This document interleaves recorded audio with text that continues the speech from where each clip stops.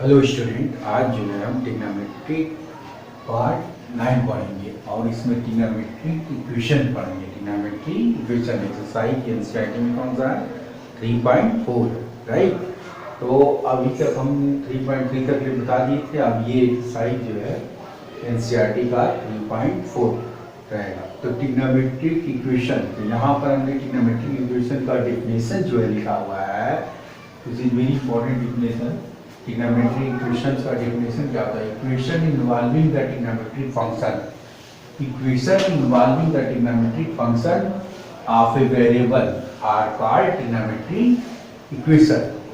मतलब equation involving the trigonometric function of a variable are called trigonometric equation, right. जिसमें trigonometric function क्या हो, आपके इन्वॉल्व हो, variable are called the trigonometric equation.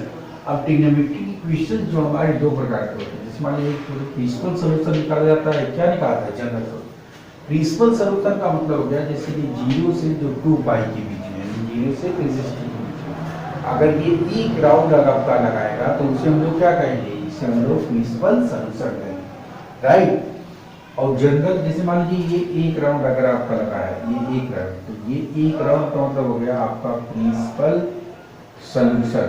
क्या होगा? Principal solution. लेकिन अगर यही चीज मान लीजिए एक राउंड के बाद से ये n राउंड लगा रहा है इस तरीके से, तो n राउंड मतलब लगा रहा है n राउंड, तब हम लोग जनरल सॉल्यूशन कहते हैं। क्या कहते हैं इसे? हम लोग general solution. And n belongs to क्या होगा आपका j, राइट। जनरल सॉल्यूशन जो हमारे क्या होंगे आपके, इस मान लीजिए एक राउंड लगाएगा तो 0 से 2 पाई के बीच में, 0 से 360 के बीच में रहेगा।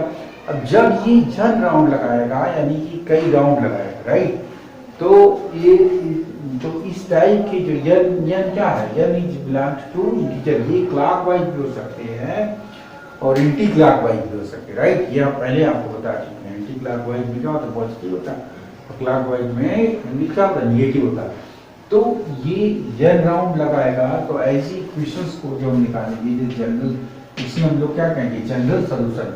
जनरल सॉल्यूशन का डेफिनेशन भी जो हमने लिखा हुआ है, the expression involving the integer, the expression involving the integer which gives integer n, which gives all the solution of a trigonometric equation, which gives the all the solution of trigonometric equation is called the general solution.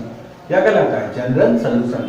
तो where n is belongs to j, तो ये चीज वही है। अगर एक round लगाएंगे तो उसमें हमारा कौन सा सॉल्यूशन आएगा? प्रिंसिपल।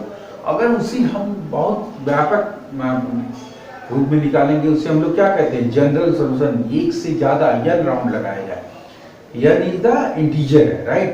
तो उस तरीके के जो सॉल्यूशन आएंगे वो हमारे क्या आएंगे? General solution. ये आपका डेफिनेशन है, the expression involving the integer n which gives the all solution of a trigonometric equation is called the general solution, right.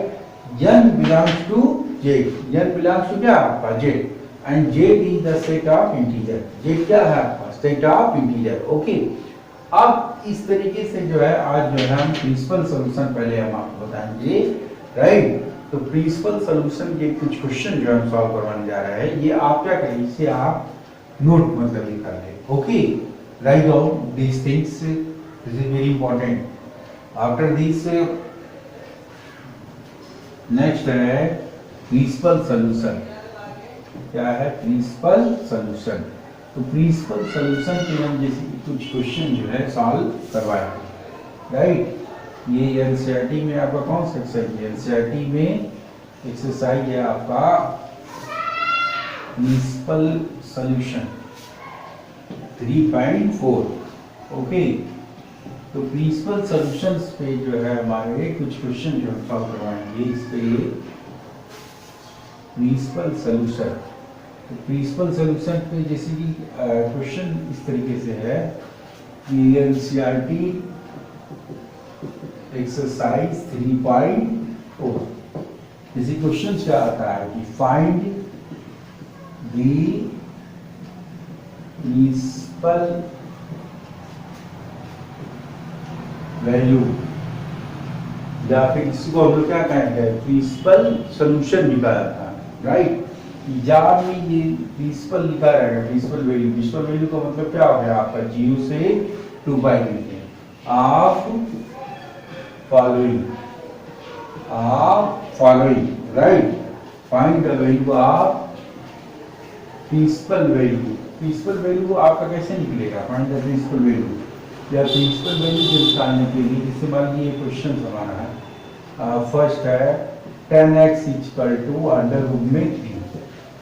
Second आपका है, जैसे मान लीजिए सेकंड आपका है अगर इस तरीके sin x इक्वल टू 1/2। अब इसका हमको क्या निकालना है, इसका हमको जो है प्रिंसिपल वैल्यू निकालना है। क्या निकालना है, प्रिंसिपल वैल्यू या अंडरवर्ड प्रिंसिपल सॉल्यूशंस नियम जो है, इसको हम प्रिंसिपल सॉल्यूशंस भी जो है हम कह सकते हैं राइट।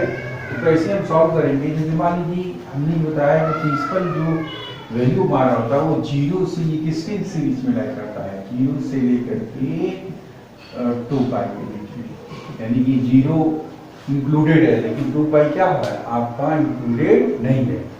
तो कैसे इसको हम लोग सॉल्व करेंगे, मान लीजिए 10x सॉल्यूशन ऑफ फर्स्ट, तो पहले का सॉल्यूशन कैसे निकलेगा, 10x इक्वल टू आपका क्या है अंडर रूट 3।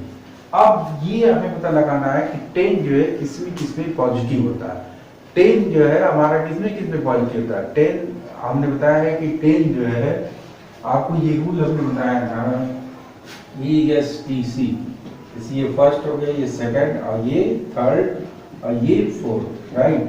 तो हमने ये बताया था ESTC right, after school to college right.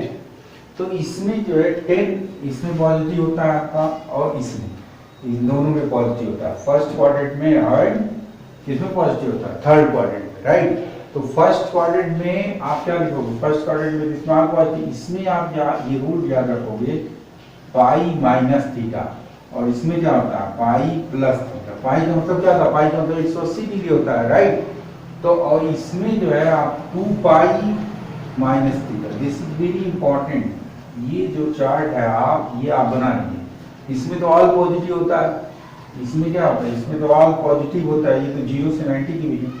तो जब इसमें प्रिंसिपल वैल्यू के लिए जैसे मान लीजिए यहाँ पाई माइनस थीटा जब सेकंड मिलाई करेगा सेकंड क्वाड्रेंट में, तो आप क्या लिखोगे पाई माइनस थीटा, और जब थर्ड मिलाई करेगा तो पाई प्लस थीटा, और फोर्थ मिलाई करेगा तो 2 पाई माइनस थीटा। तो ये चार्ट आप बना लीजिए, वेरी इंपॉर्टेंट। पाई का मतलब क्या होता है, पाई का मतलब आप मान लो 180 डिग्री, या तो आप इसको चाहे ऐसे लिख सकते हो 180 माइनस थीटा आर करके राइट, इसको भी आप लिख सकते हो 180 प्लस थीटा, इसको 360 माइनस थीटा आर करके लिख सकते हैं राइट। तो इसमें तो ऑल आपका क्या होता है, तो 10 आपका किसमें किसी पॉजिटिव होता है, फर्स्ट में एंड थर्ड में। तो 10x इक्वल टू रूट 3 है, तो 10x इक्वल टू रूट 3, तो 10 रूट 3 10 कितने डिग्री का वैल्यू होता है, रूट 3 आपका 60 डिग्री का वैल्यू होता है। तो इसमें आप क्या करोगे कि जैसे कि आप चाहो तो रेडियन में भी लिख सकते हो, पाई रेडियन का क्या हो पाई में, या फिर डिग्री में भी लिख सकते हो राइट। तो अब देखिए जैसे मान लीजिए 10x इक्वल टू आपका रूट 3, तो ये कितने डिग्री का वैल्यू होगा, 10 आपका हो गया ये 60 डिग्री का राइट। ये कितने डिग्री का, ये किस क्वाड्रेंट में लाई कर रहा है, ये फर्स्ट क्वाड्रेंट के लिए होगा। तो देयरफॉर x इक्वल टू क्या हो जाएगा 60 डिग्री। ये का आंसर ये हो गया आपका प्रिंसिपल। अभी ये पूरा आंसर नहीं हुआ, अभी ये 0 से लेकर के 2 पाई के बीच यानी कि 360 के बीच में लाई करेगा राइट। तो अब ये किसमें पहुंचा, अब ये फर्स्ट क्वाड्रेंट के लिए हो गया, अब थर्ड क्वाड्रेंट के लिए। तो अगेन आप क्या लिखोगे 10x equal to root 3। Third quadrant में क्या होता है, हमने बताया 180 प्लस थीटा।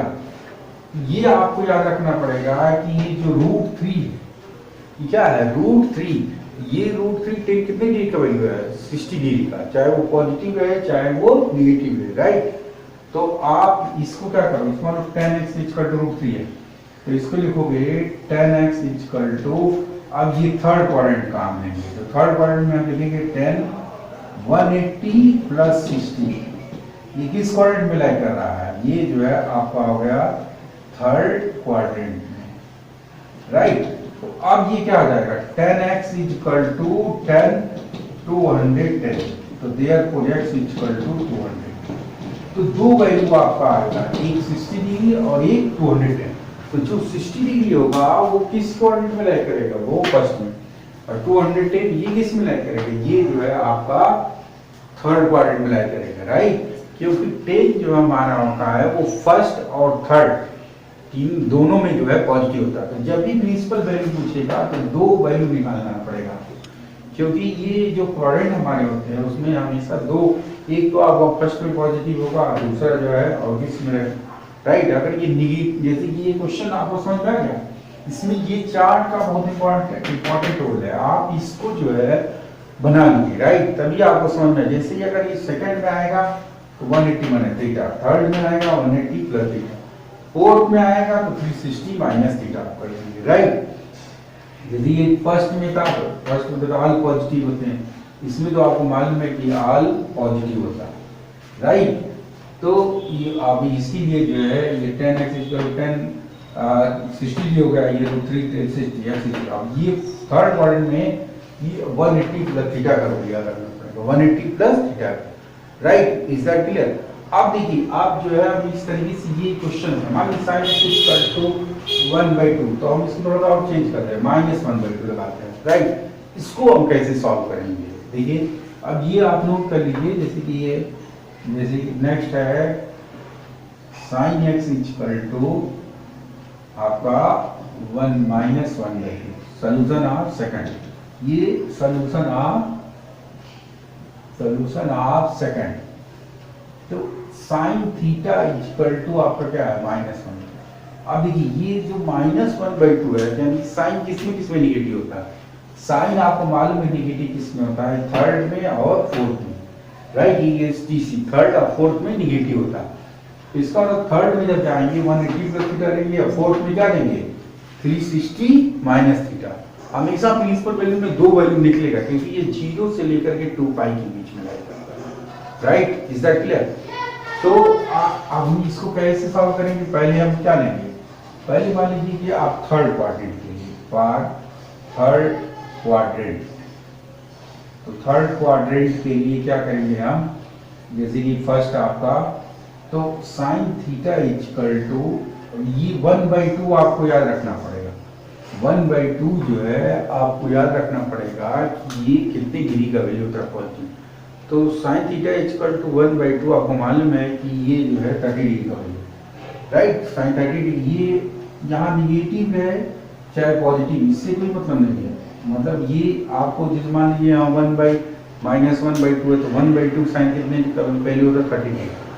अगर ये √3/2 माइनस रहता है तो माइनस अभी छोड़ देंगे, अभी आप जो है क्या याद रखेंगे कि √3/2 साइन कितने डिग्री का वैल्यू 60 डिग्री, राइट। ये 1/2 आप साइन थीटा इक्वल टू -1/2 आपको माइनस से घटा है, 1/2 साइन 30 का वैल्यू है, तो ये थर्ड क्वाड्रेंट में आपको 180 प्लस थीटा होगा। तो यहाँ क्या लिखेंगे, साइन 180 प्लस थीटा, राइट। तो यहाँ से जाएगा sine theta equal to sine 210, तो थीटा क्या आ जाएगा 210। ये एक आंसर आ गया। ये किसके लिए है, ये आपका किस क्वाड्रेंट के लिए आया, ये आपका थर्ड क्वाड्रेंट के लिए। अब दूसरा केसेस क्या होगा, ये फोर्थ क्वाड्रेंट में भी निगेटिव होता है। तो देखिए फोर्थ क्वाड्रेंट के लिए, जैसे कि फॉर फोर्थ क्वाड्रेंट, तो फोर्थ क्वाड्रेंट के लिए आप क्या लिखोगे, जैसे कि sine theta is equal to this -1, तो यहाँ पर sine theta equal to sine, अब ये फोर्थ में क्या आ जाएगा 360 माइनस 30 डिग्री, क्योंकि यहाँ पर 360 minus theta, right, 360 minus 30 degree हो जाए। तो अब ये क्या आ जाएगा, साइन थीटा इक्वल टू ये 360 माइनस जो 30 आपका है, वो आपका ये कितने डिग्री का वैल्यू आपका होगा, ये अब इसको माइनस कर देंगे, ये हो जाएगा साइन 330 330, तो थीटा और आपका क्या आया 330 डिग्री। तो दो आंसर आया, तो आंसर आपका क्या हो गया, आंसर आपका आया, आंसर एक आपका थीटा इक्वल टू क्या हो गया आपका 210, और क्या हो गया, और दूसरा आंसर क्या हो गया 330, राइट। तो ये दो आंसर आपके होंगे, एक आपका 210 होगा और दूसरा क्या होगा 300। तो आंसर आपका हमारा हो गया कि 210 डिग्री हो गया, ये 210 डिग्री और 330 डिग्री, ये दो आंसर आपका आएगा इस क्वेश्चन, राइट। एक आपका थर्ड वर्ड ये किसमें लेकर है, ये थर्ड में लेकर है, और ये किसमें हो गया, ये जो है आपका फोर्थ में हो गया। तो ये जो चार्ट हमने बताया, this is very very important question, right. तो आप इस चार्ट को मेनली जो है, इस चार्ट को क्या करें, इस चार्ट को दिमाग में बैठा लें, तब आप ये सॉल्व कर पाएंगे question, right. Is that clear student? तो दिस इज वेरी इंपॉर्टेंट। आप एक्सरसाइज 3.4 का आप क्वेश्चन जो है सॉल्व करोगे 1 to 4 ले, राइट। ओके स्टूडेंट, तो आप हमारे चैनल को लाइक, सब्सक्राइब और शेयर कीजिए। Thank you student.